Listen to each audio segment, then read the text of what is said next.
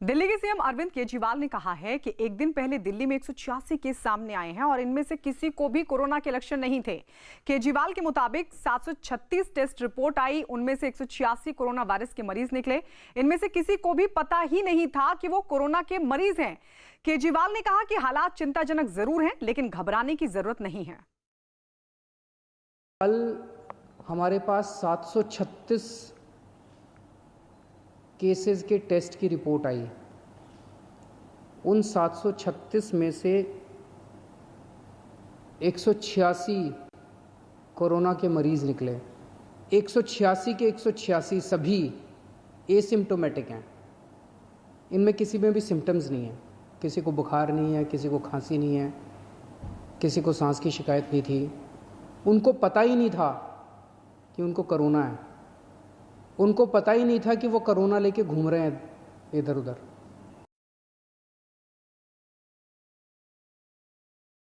दिल्ली के सीएम अरविंद केजरीवाल ने कहा है कि फिलहाल लॉकडाउन में कोई भी ढील नहीं मिलेगी।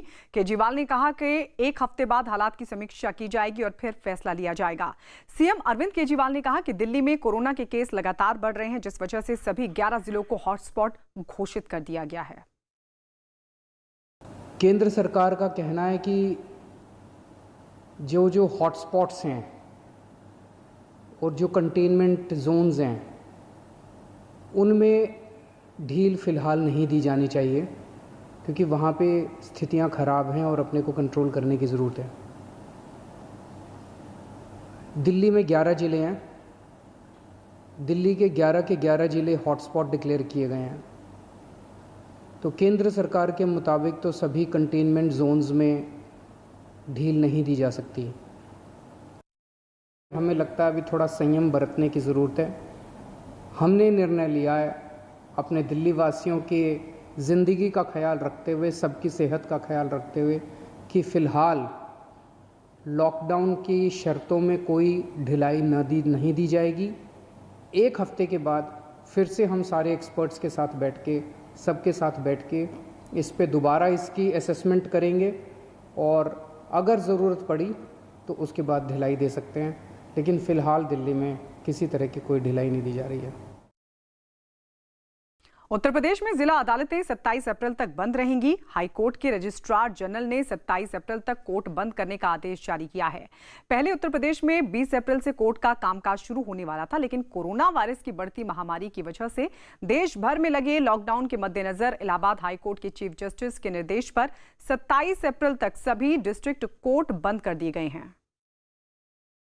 मुंबई के कई अस्पतालों में मेडिकल स्टाफ से जुड़े 148 लोग कोरोना पॉजिटिव पाए गए हैं। मुंबई के वॉकहार्ट अस्पताल में 26 स्वास्थ्य कर्मियों को कोरोना हुआ है, जिसके बाद वहां पॉजिटिव मामलों की जो संख्या है वो बढ़कर 80 तक जा पहुंची है। इसके अलावा मुंबई के बॉम्बे अस्पताल में 2 डॉक्टर, भाटिया अस्पताल के 35 लोग और जसलोक अस्पताल की 21 नर्स भी कोरोना पॉजिटिव हैं। नागपुर में पुलिस ने ऐसे 5 लोगों को गिरफ्तार किया है जो शराब के आदी लोगों को हैंड सैनिटाइजर बेचने की कोशिश कर रहे थे। पुलिस ने लोगों के पास से 46 बोतल सैनिटाइजर की जब्त की हैं। लॉकडाउन की वजह से शराब की दुकानें भी बंद हैं, जिसकी वजह से नशे के आदी लोगों ने अल्कोहल वाला सैनिटाइजर पीना शुरू कर दिया है। सैनिटाइजर में 70% तक अल्कोहल होता है। गिरफ्तार किए गए सभी 5 आरोपी नशे के आदी लोगों को अपना शिकार बनाया करते थे। 40% अल्कोहल होती है। इस वजह से ये शरीर के ऊपर बहुत बड़े घातक दुष्परिणाम कर सकते हैं। पेशेंट को सांस लेने की दिक्कत आता है, उनका लीवर डैमेज हो सकता है, किडनी डैमेज हो सकती है, उनकी आंखें नशा करते, इसमें भी अल्कोहल होता है। पूछे फिर उन्होंने हम जाके झड़ती लिए, उसके घर में देसी दारू की लीक मिली, फिर मोवा दारू की लीक मिली और बाकी ये सैनिटाइजर की पेटी मिली रहता है। राजस्थान के चूरू में कोरोना से बचाव के लिए आयुर्वेदिक काढ़ा बनाने का सामान घर घर पहुंचाया जा रहा है। हरिद्वार में मस्जिद में नमाज पढ़ने से रोकने पर एक मौलाना के साथ मारपीट हुई। मारपीट का आरोप बीएसपी के पूर्व विधायक सरवत करीम अंसारी पर लगा है। दावा यह है कि लॉकडाउन के बीच बीएसपी नेता अपने कुछ नेता ने मौलाना की पिटाई कर दी, जिसके बाद उन्हें अस्पताल में भर्ती करवाया गया। पुलिस ने मारपीट के आरोप में सीतामढ़ी की नेपाल से लगी बैरगनिया बॉर्डर से भारत से नेपाल के लिए जरूरी सामान भेजा जा रहा है। नेपाल में भी लॉकडाउन की वजह से खाने पीने की समस्या हो रही है और इसकी वजह से भारत लगातार नेपाल को मदद पहुंचाने में जुटा है। इस दौरान सीमा के इलाके पर सख्ती दिखाई दे रही है और लॉकडाउन का सख्ती से पालन करवाया जा रहा है। दूसरे के पास खड़े थे और ज्यादातर लोगों ने मास्क भी नहीं लगाया हुआ था।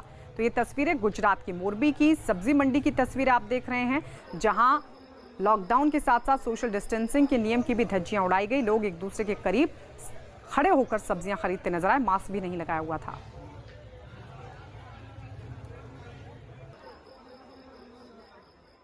और इस वक्त की बड़ी खबर, राजस्थान रैपिड टेस्ट करने वाला पहला राज्य बन गया है। राजस्थान के जयपुर से रैपिड टेस्ट की शुरुआत हुई है। रैपिड टेस्ट में अभी तक सभी रिपोर्ट नेगेटिव आई हैं। राजस्थान के सभी हॉटस्पॉट में रैपिड टेस्ट होगा और इसी के साथ राजस्थान पहला राज्य बन गया है रैपिड टेस्ट करने वाला।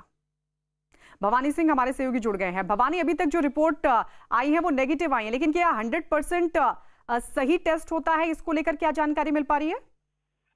देखिए गायत्री, इसको लेकर अभी जो ये टेस्ट किए जा रहे हैं ये सिर्फ ये देखने के लिए किए जा रहे हैं कि क्या कहीं सिम्टम कम्युनिटी के अंदर है तो नहीं है।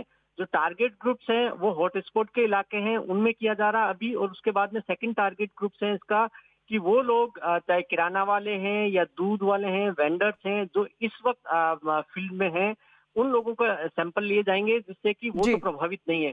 और ये कंफर्म किया जाता है रेगुलर रिपोर्ट के जरिए, वहां कंफर्म हो जाता तभी इसको कंफर्म माना जाता। जी गायत्री। उत्तर प्रदेश के बहराइच में तबलीग से जुड़े 2 लोगों ने क्वारंटीन सेंटर से भागने की कोशिश की, लेकिन सुरक्षा कर्मियों ने उन्हें पकड़ लिया। दोनों को दोबारा क्वारंटीन सेंटर में भेज दिया गया है। पुलिस ने दोनों के खिलाफ मामला दर्ज कर लिया है और सुरक्षा बढ़ा दी गई है।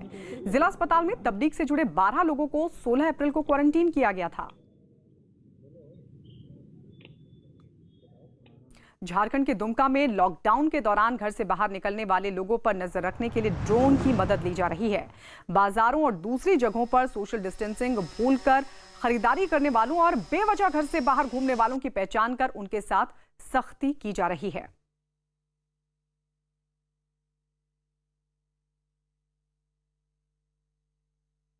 उत्तर प्रदेश के पीलीभीत में पुलिस ने लॉकडाउन में लोगों को घरों से बाहर ना आने देने के लिए एक अनोखी कोशिश की है ताकि वो घर पर ही रहें। पुलिस ने एक आदमी को कोरोना का भेष बनाकर सड़कों पर उतारा है, जो सड़क से गुजरने वालों को रोककर उन्हें कोरोना के खतरे के बारे में आगाह करता है। इतना ही नहीं, कोरोना का भेष रखने वाला लाउडस्पीकर के जरिए लोगों को घर में रहने की सलाह देने के साथ साथ कोरोना से बचने के लिए जागरूक भी कर रहा है। अगर मुझसे बचना है तो सोशल डिस्टेंसिंग का पालन करो। हर 1 घंटे बाद अपने हाथों को धो। और अब बात कर्नाटक की। कर्नाटक के हावेरी में पुलिस ने सख्ती दिखाते हुए लॉकडाउन तोड़ने वाले 30 लोगों को गिरफ्तार किया है। आरोप है कि ये लोग लॉकडाउन के बीच मस्जिद में नमाज पढ़ने के लिए गए थे और वहां कई लोगों की भीड़ जुट गई। सूचना मिलने पर पुलिस मस्जिद पहुंची, वहां से लोगों को बाहर निकाला। एक एक कर लोग बाहर निकले, जिनकी पुलिस ने लाठियों से पिटाई भी की और दोबारा ऐसा नहीं करने की चेतावनी भी दी।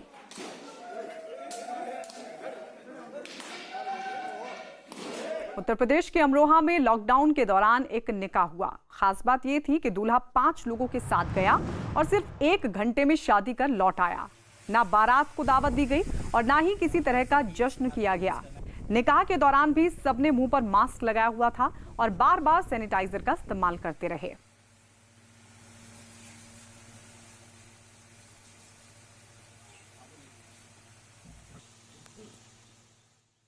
मध्य प्रदेश के रीवा में सफाई कर्मियों का तालियां बजाकर स्वागत किया गया। रीवा नगर निगम के दफ्तर के बाहर जब सफाई कर्मियों का स्वागत किया गया तो उस वक्त नगर निगम के कमिश्नर अशोक भार्गव भी मौजूद थे। इस मौके पर सफाई कर्मियों को अनाज और दूसरा खाने का सामान भी निगम की तरफ से दिया गया।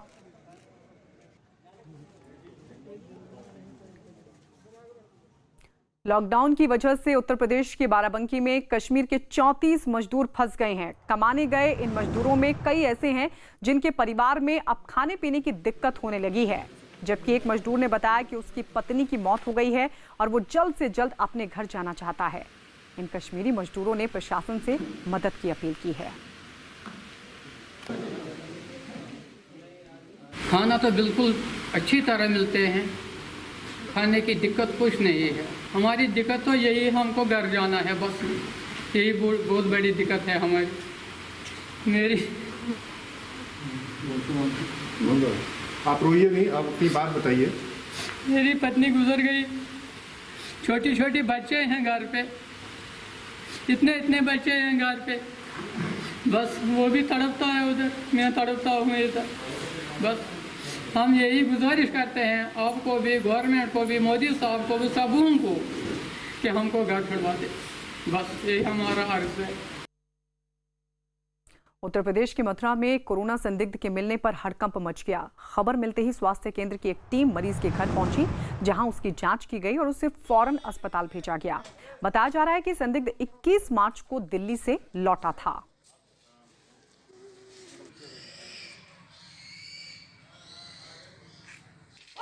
ये दिल्ली से आए थे, 21 तारीख को आए हैं, हालांकि 21/3/2020 को, तो उतने टाइम इन्हें कोई दिक्कत नहीं थी। हमारी टीम ने इसे विजिट किया घर पे जाके, तो उसमें फीवर, कफ और सांस लेने में दिक्कत नहीं थी, फीवर और कफ थे।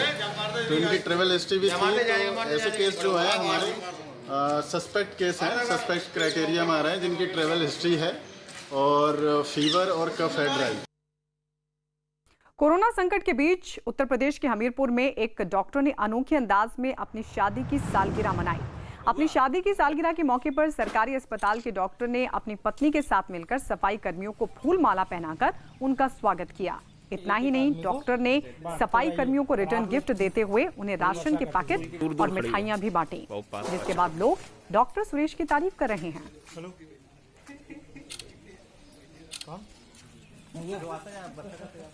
बेटा हम दे देंगे फोटो। शादी की सालगिरह डॉक्टर ने की।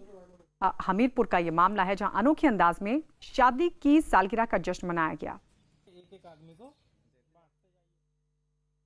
लॉकडाउन के दौरान मध्य प्रदेश के बैतूल में एक शादी हुई। इस शादी में दूल्हा दुल्हन समेत महज 10 लोग शामिल हुए और हर किसी ने सोशल डिस्टेंसिंग का पूरा ख्याल रखा और मास्क भी लगाए हुए थे।